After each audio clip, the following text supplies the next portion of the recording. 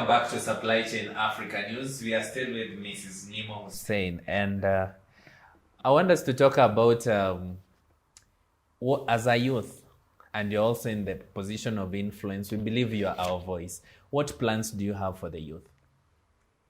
Wanyama, there are a lot of plans we have, and I'm one person who believes that you must set the foundation right and very strong, so that as you go up, you don't have cracks on the wall along the way, yeah? And the only way to achieve that is having proper frameworks which are workable. So currently, I told you I chair the Membership Welfare and Advocacy Committee, and that is where that flagship program actually lies. So what we are doing as a committee and for the council is that we are coming up with a proper policy, manual and syllabus, which really talks about the youth in terms of transitioning from the student life to now becoming practitioners, and also as they grow up their career ladders to take up leadership positions. That document we've really put a lot of work into that document. We are going to launch it very soon, and we intend to take our first cohort this coming September of this year, that is 2021, yeah? And it will be a program which is running for 1 year. So we'll have the January intakes, and we will also have July intakes. And the whole essence is we have a database, and I thank our members so much, because there are so many mentors who came up. And this is a voluntary by the position. We have so many mentors who have brought themselves forward to help us mentor the upcoming youth. Now, there's another critical thing which we need to realize, and it's a crisis, not just nationally, but globally, the job market and the white-collar jobs. Because before, you know, we were transitioned in such a way that if you are educated, if you have your degree, your diploma, you were easily absorbed by the market because the opportunities were there and the number of educated people out there were few. So you would easily be absorbed into the existing job market. But today, what are we seeing? The opposite. Even when you advertise a very junior position, you find even a master's holder, a PhD holder is applying. It's because we have been put, and from primary level as we grow, we've been climatized into a culture whereby education, the whole essence of getting an education is to get a job, to be employed, yeah? And it is high time we removed that thing from our youth, so that we actually train them to be the employers, to be self-serve. They use that skills, yes, and the knowledge acquired over time, yeah, not to necessarily seek for jobs and be employed, but be innovative enough, creative enough to create those opportunities out there and even be employ themselves. And that is the language now we should be speaking going forward. And by there, I even encourage the parents, teachers, and the mentors out there. Times have changed. The job market is flooded. Yeah, in fact, we are having cases of retrenchments. Every other day you see a company has closed down and this and that happening. There's a lot happening. So it's high time we started these discussions and giving our youth the skills and knowledge required to actually produce those opportunities themselves. And what we can say, we can just do the capacity building part. That's why I keep talking about capacity building. So when you talk about capacity building, someone will be asking themselves, what this capacity building entails?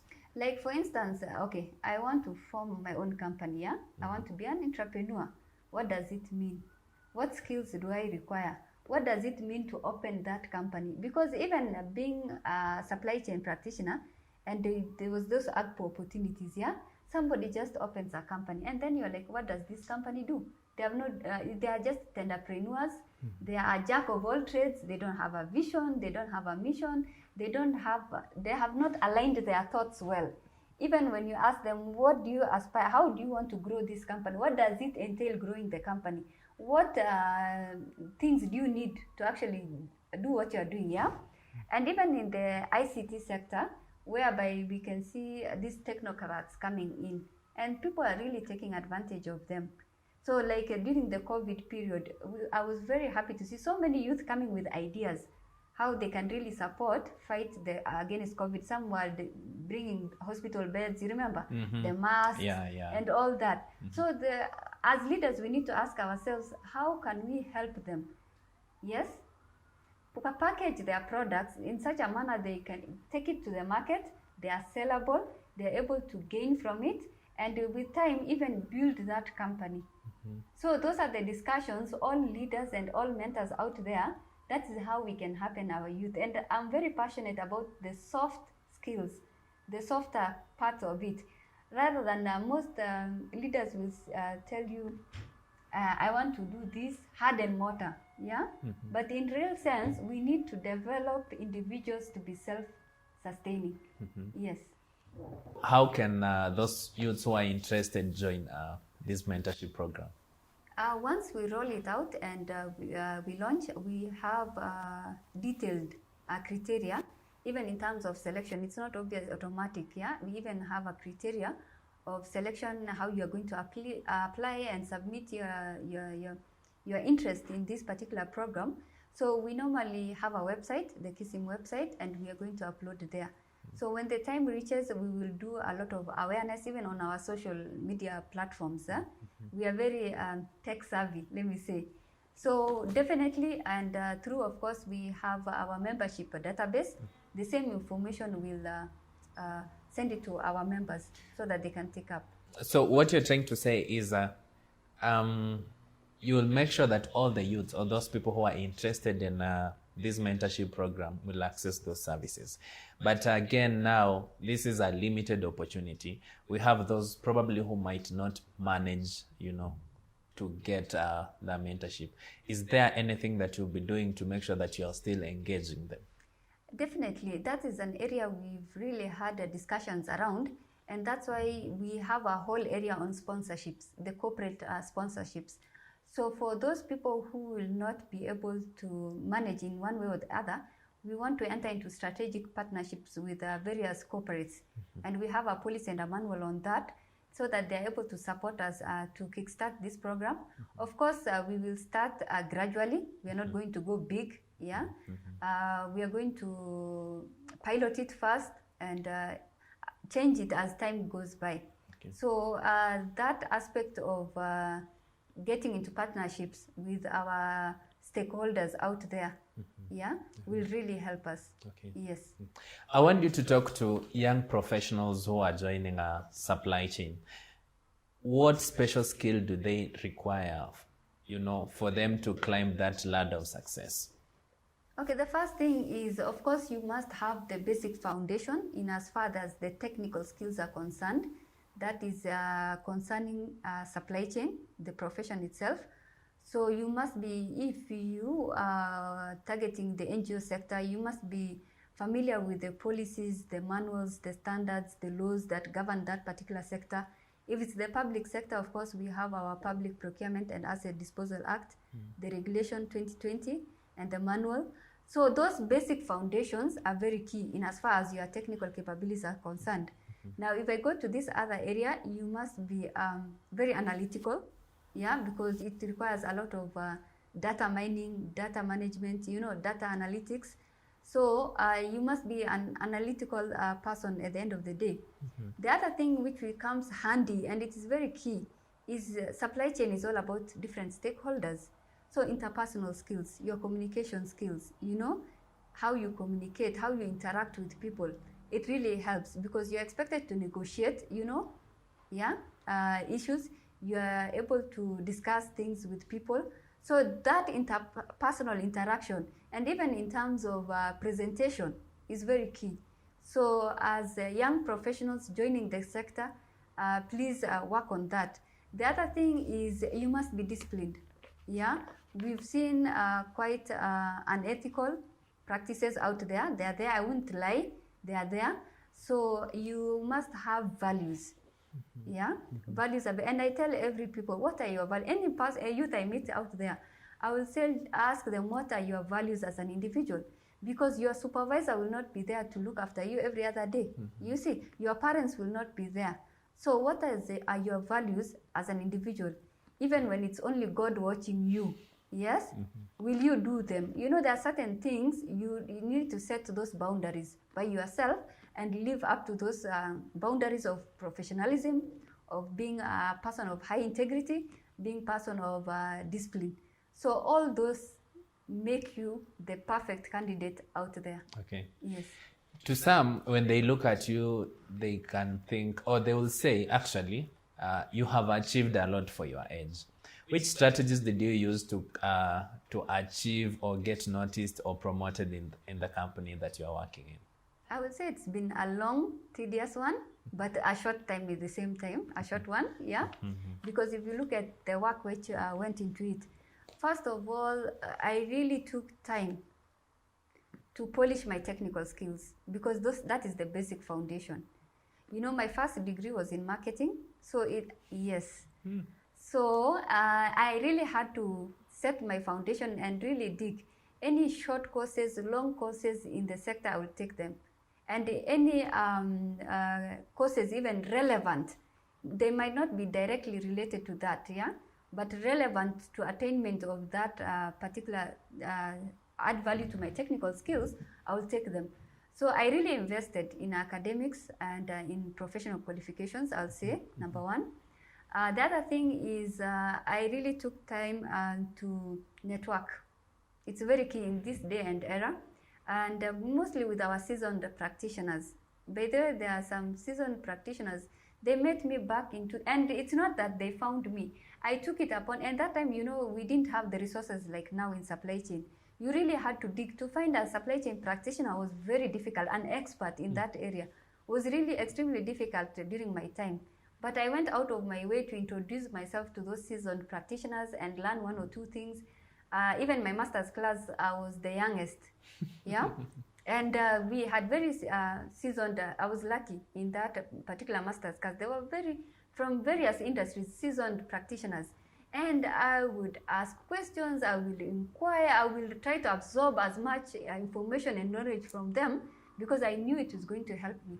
So don't take networking for granted. And the other thing which I still come to is being analytical. We say in terms of analyzing things with a toothpick eye. There's a friend who taught me, yeah?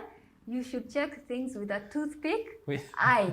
You should not Which allow, eye is that? even as simple as a comma, a dot, you know, those things which will really portray badly on you as a professional. So before you click on the send button, you should be ready to thorough with your work. And click on that send. Yeah. So even if it's something as a 2-sentence email, yeah, she always told us, look at it with a toothpick eye before you click on that send button. Yeah. So that is the same advice I'll give to the youth. Is having women in leadership important? Yes, I believe it's very important, especially for the young girls who are coming there, because once we have the ladies in positions of influence, positions of impact, they will really help in mentoring them. We will have role models out there, yeah. So and they even appreciate and even put the mechanisms which will help other women grow, because there are things a lady will notice that a man might not easily notice. The way there's as simple as the way I said breastfeeding pump area. You know, that's something naturally will not come to a man, but a lady she will click it. But it can really be a serious struggle in the place of work.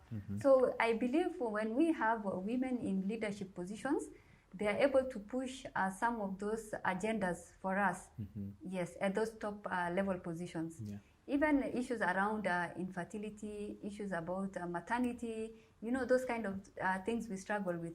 So when we have the ladies in leadership positions and in areas of influence, we'll really benefit from them. Yes. With all these achievements, what do you still struggle with? So as you realize, and you've noticed, I'm a real introvert. I tend to be introverted, by the way. And this is an area I seriously struggle, especially in big, large gatherings and social settings. Especially when I meet a new person, I was like, how do I start that conversation? You know, how do I make this person engaged? And I tend to be also very shy. So those are things still to date, even despite having gone for an elective position and campaigned nationally, I still struggle with. I think we shall have to ask our viewers to tell us if you are really shy or not. By the way, tell us, you know, we want to know how was it like campaigning to be a council member for KISM? I would say it will be like any other elective position. It was very intense. It was very competitive. And I really loved the experience, yeah? Because just like political leaders, we moved from one city to the other, from one village to other, with our manifestos, with our agendas, you know, and it was not easy, especially for me, the way I was told. I have 3 disadvantages, yeah? You know, elective positions are about numbers, yeah? And the way the Kenyan system is set, normally people, to get those numbers, there's a way they normally position themselves. If they come from the big tribes, you know, I'm from already a minority group. If you're a male, I'm a female. If maybe you're a seasoned practitioner, here I am a youth just coming in. You know, they're like, are you ready for such a position? Because they believe the top positions are meant for watu wameiva. But what they don't really understand is that it depends on an individual. You can be 23 years of age, but the things you can do can be really amazing. So those stereotypical kind of things can really disadvantage you when you're going for an elective position. So I was really glad that I was able to convince people using my manifesto, exposures and experiences, and of course my academic background, and what is it called, the content which I had. So I'm really glad people bought the idea, the manifesto and everything, and it is my hope that I will be able to let them down. Yes, and I implement them. It's a 3-year term, so at the end of the 3-year term, and I'm actually in the right track. Because I look at that manifesto, I eat and sleep that manifesto, by the way. Okay. And it is my desire that I don't ask. You can tell us 2 things about your manifesto. They were around membership, yeah, and it's because of the experiences I had when I was a member of the institute and as a profession. So we want to have a custom, because this institute is there because of the members. Without the members, you're a nobody. And the other thing is, how can you keep the membership engaged? And then we're in a profession which is tainted, yeah, with corruption and ethical behaviors and those kind of things. And then the other thing is, this is a growing profession, yeah, in terms of the skill sets required to take up the middle level, top level leadership positions. We still have a gap. In as much as we are campaigning and lobbying for our voices to be heard, do we have what it takes to actually take up those positions? And it is my desire that by the end of the term, we have a more engaged membership. We have programs tailor-made to our members' needs in terms of capacity building programs, in terms of being more customer-centric, even how we handle them and handle their issues. So it's more onto the soft skills and tap into the profession has brilliant people. So it's how can we tap into that knowledge and develop a center of excellence where we can benefit from that pool. Yes. So far, what have you achieved? So far, there are quite a number of things. Number one, the website, we made it more live, more interactive, more customer-centric, and in terms of even up-to-date information, and as far as our profession is concerned there, because we really had challenges in terms of pushing and receiving content and current content on that particular website. The other thing is the revamping of our e-newsletter. We as a council believe that we need our voices heard. And it is us to communicate those things and tell our stories the way we want them told. That is very critical. And the only way to do that is through content development and pushing content out there.